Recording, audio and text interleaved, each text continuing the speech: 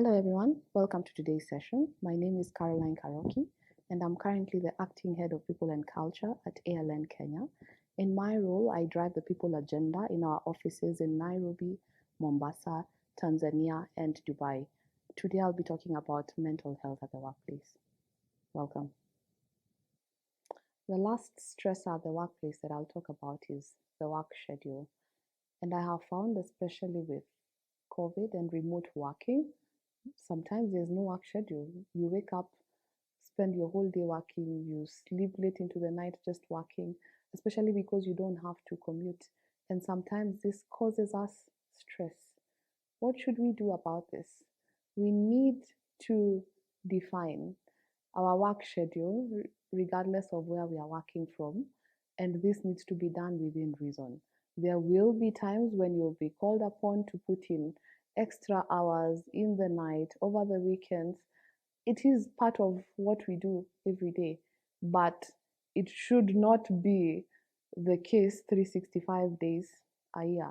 You need to define and you need to look at the reason why that work schedule is the way it is. Sometimes it's the role, and sometimes some roles don't allow too much flexibility. For example, and I've seen this, some roles require some of us to be in the office a lot more than others. And what that means is, when everyone else is having the flexibility to work remotely, then we have to come to the office. You must appreciate your role and what is required in that role. And you must also appreciate the season in life you are in. It does happen that in some seasons, for example, you're going to class, you're taking some courses, you have just got a baby, you're recently married, or you're going through something and you need some level of flexibility. You must communicate, because if you do not communicate, then people will not appreciate that you need some consideration. And when you're given that consideration, again, it should not be a trend.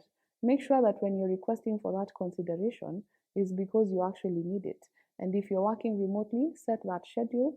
In seasons when you're required to put in extra, make sure that you find time, either through leave or through requesting for some flexibility when the season is less busy, to invest in the things you should have been doing when you are working and you should have been living at that point. I know there's discussions on work-life balance and whether that actually exists, but the reality is we cannot work throughout, and we need time to focus on the other things that are important to us. So when you're dealing with the workplace stressors, in summary, number one, you must identify the workplace stressor. You must try to break down the reason for that workplace stressor. Some of the stressors you might be able to break down on your own, but others you need support of your colleagues, of your seniors, of your mentors. You need them to help you unravel the stressor at the workplace. For example, if, say, it's an issue of bullying, you're feeling bullied at the workplace and the person who is doing this is someone who is more senior to you, then sometimes you may be able to approach them, but sometimes, and in many instances, you're not able to. Is there a procedure? Can I reach out to the people and culture department? Can I reach out to my small group leader? But even before that, in that instance when I'm being bullied, what am I doing? Because you must let the bully know that you know what they are doing and what they are trying to do to you, and ask them to stop. And then thereafter, make sure that somebody else at the workplace knows what you're going through and that you have a discussion with someone you trust.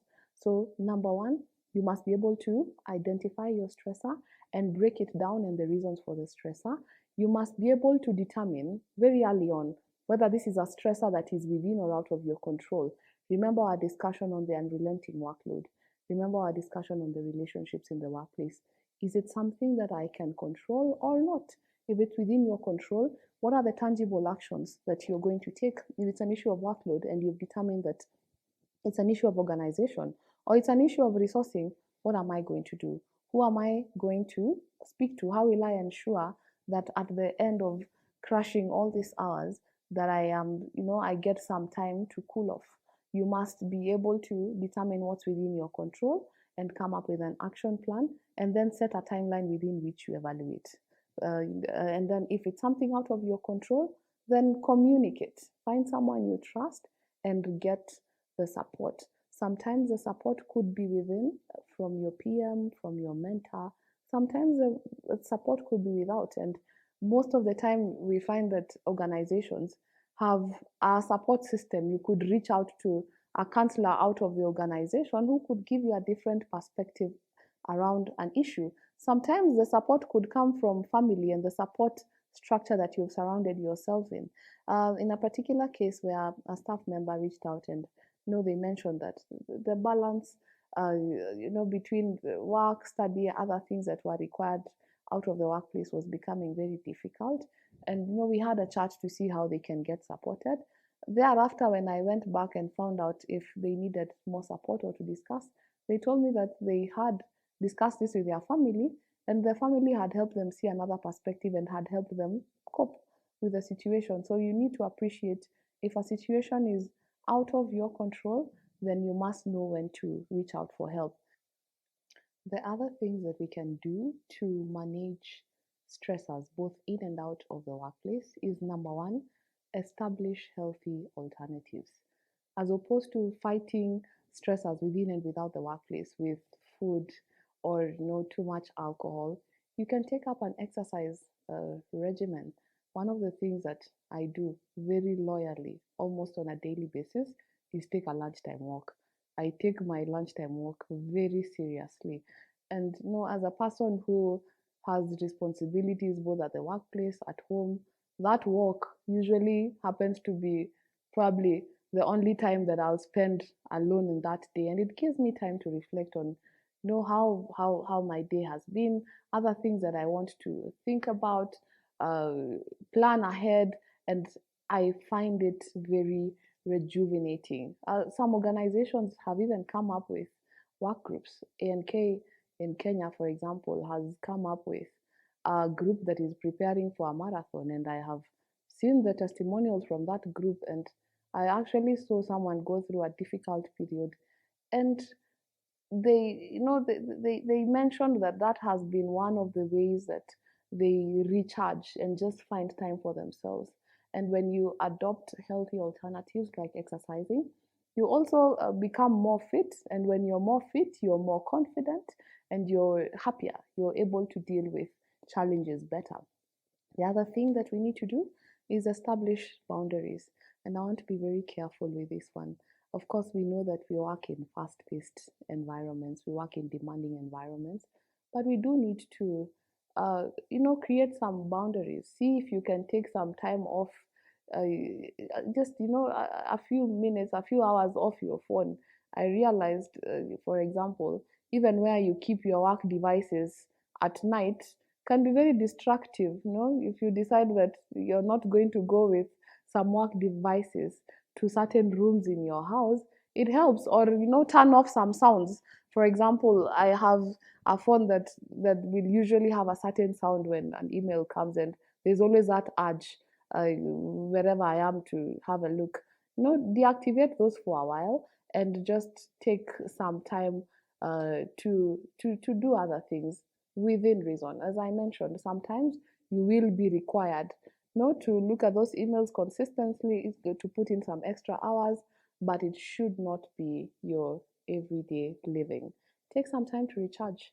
Every organization that I know of has a provision for annual leave. And remember, we spoke about sometimes work being seasonal, and sometimes it is not. But I have not found any single person that is completely unable to take some form of leave. And it could be that, given the responsibilities you hold, that even during your leave period, uh, you could be required to do a thing or two. But out of that entire period, when you take time off to recharge, ensure you have handed over properly, you have communicated to people in advance, and just take some time to recharge so that you can come back mentally healthy. Then again, get support. When you establish that, especially the stressors at the workplace, in and out of the workplace, are beyond your control, you need a helping hand. It is okay to ask for support. Support can come in the form of a friend, can come in the form of a colleague, can come in the form of a performance manager, in the form of a mentor, in the form of a family member. It can also be a counselor. Sometimes we don't want to open up too much details of our lives to people who are known to us, and it helps to find someone out there who you can talk to and who you feel is not going to judge you. And finally, and most importantly, you must communicate. If you are going through a stressor that is affecting you in a significant way that ends up finding its way into the workplace, remember, one of the three things we said is things that happen out of the workplace that come into the workplace and affect how you work, how you deliver. You need to make sure that somebody within the workplace knows what you're going through so that it's not assumed that you're just taking things for granted. And a disclaimer on this, you must find somebody that you trust. Again, you don't want to, air all your business. I'm having financial challenges, I'm having relationship issues with my spouse. This balance is just not working for me. You need to find somebody that you trust, and more often than not, in an organization with more than 5 people, there could be someone you relate to better than others. It is important for you to mention, and especially if you know that this is affecting your work, the way you deliver, when you come in and out of work, you need to make sure that you communicate and someone knows what you're going through. So you're not alone, and you should feel confident enough to reach out for help when you need it.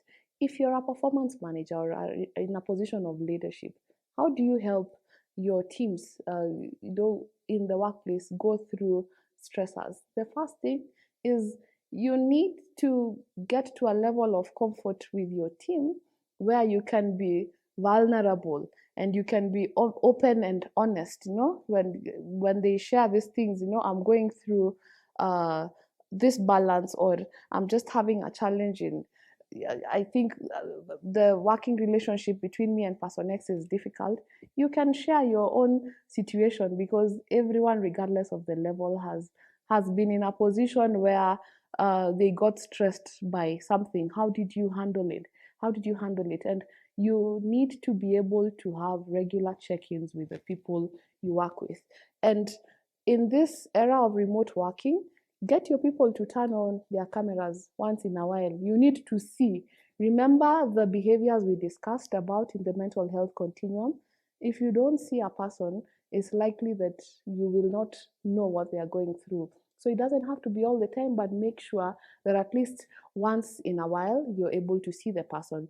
Then deal with issues that are brought to your attention, especially that are causing stress at the workplace, promptly. If I come to you and raise the issue of my workload, or I can't take leave, you must be, as a performance manager, be able to raise and address these issues promptly. As a manager and as a leader, you must be able to lead by example.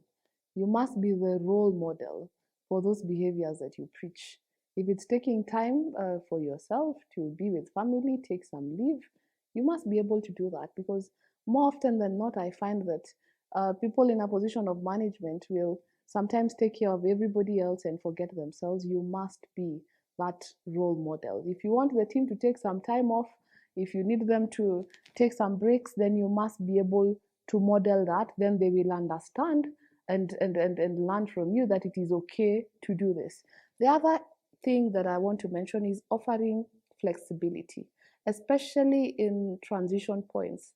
You do need to cultivate such good relationships with your team that you're able to appreciate the point they are in their life. And sometimes certain transition points require that people take some time off or are given a level of flexibility. It could be that as a team you have had a very long rough year, and it's not been possible for people to take breaks. You have required people to put in the hours, but when that season ends, you must find a way to give people that flexibility and say, when I look at the outlook in the next 1-2 months, I think we can have a bit of flexibility. Can we plan? Can someone take leave? Can we have you can work flexibly. Let them appreciate that that they can request for that flexibility and that you're open to consider it. And then sometimes the team members will share with the team leaders the challenges, especially when they are going through transition points, and the other team members don't understand what is happening, and they tend to think that there's just this one particular team member that is being favored.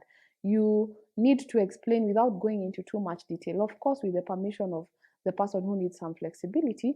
Explain to the team so that the team can also be patient with each other at such points. Then the other issue is communicate.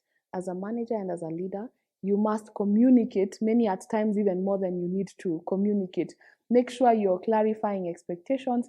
Make sure you're telling people what is a priority. You're clearing any ambiguity, because remember, when people are not clear and there's uncertainty, then they become anxious, and you don't want to get there as a leader. Now, should you identify an issue, be it that you're the leader or be it that you have identified an issue with your colleague or your peer, you need to set some time aside, and it needs to be somebody you're comfortable with. Or if you identify an issue with someone and you're not the person they're comfortable with, find someone else who they are comfortable with and share your concerns. No, I've been interacting with Caroline, and I have noticed, or we have been working together on Engagement X, and I've noticed, she's been delivering very well in the past months, but in the last 2 months, I think there's an issue. I'm not able to reach her on phone. My deliverables are not getting to me on time, and the quality is not good. The other day, I met her at the office.